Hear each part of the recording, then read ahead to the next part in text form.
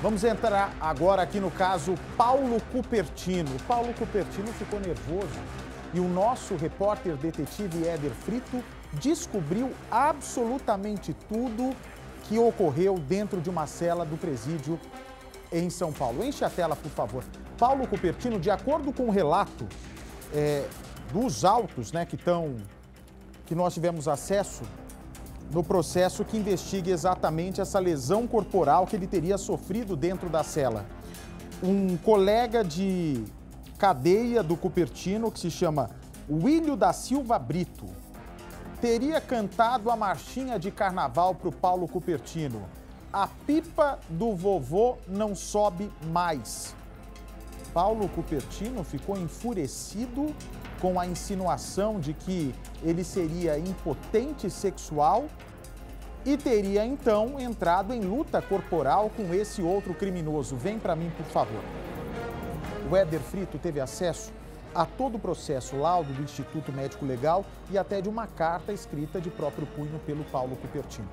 E ele agora vai trazer todos os detalhes em primeira mão aqui no nosso Cidade Alerta. Veja só. Paulo Cupertino está preso há exatos 6 meses, tempo suficiente para arranjar desavenças com outros detentos.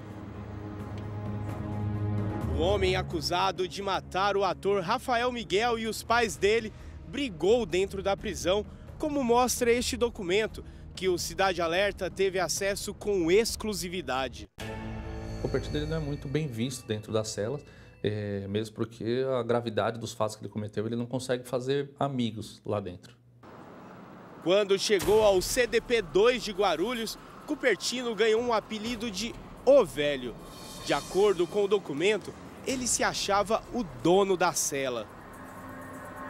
O documento foi feito no dia 21 de novembro, mas as brigas de Paulo Cupertino com um outro detento chamado Willio aconteceram dias antes.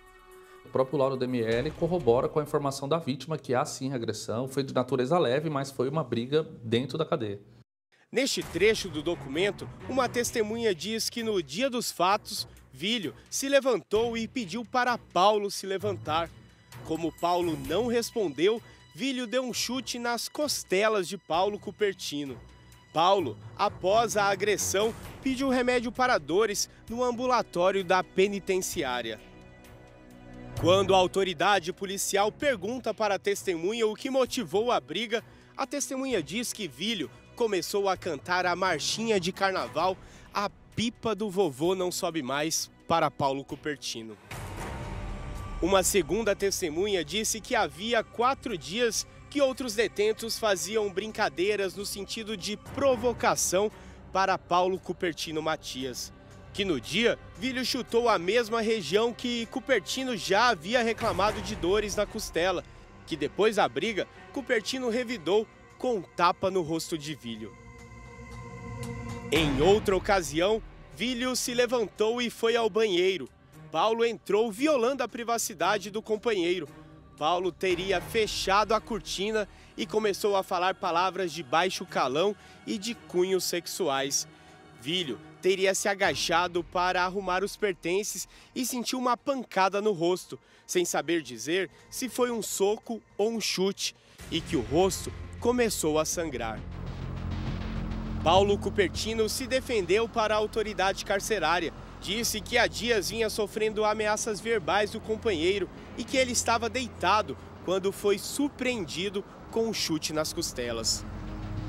A própria vítima, que o Cupertino agrediu, foi agredida pelas costas. O Cupertino alega que no momento anterior havia sido agredido, mas não há prova nos autos a respeito disso. O mau comportamento de Paulo Cupertino tem desagradado os companheiros de cela. De acordo com o documento que o Cidade Alerta teve acesso com exclusividade, Paulo teria dificuldades para aceitar as regras da prisão. Ele também estaria insatisfeito com o advogado de defesa e escreveu uma carta para o juiz pedindo a troca do defensor. A carta escrita a próprio punho por Cupertino chegou nesta quarta-feira para o juiz. Ele relata que existe uma indisponibilidade de linha de defesa e de interesses entre ele e o defensor público. De forma alguma ele poderia fazer essa alegação, porque o trabalho feito pelo defensor é um trabalho de maestria. É um defensor bastante experiente e com exímia qualidade foi feita. É a tese defensiva.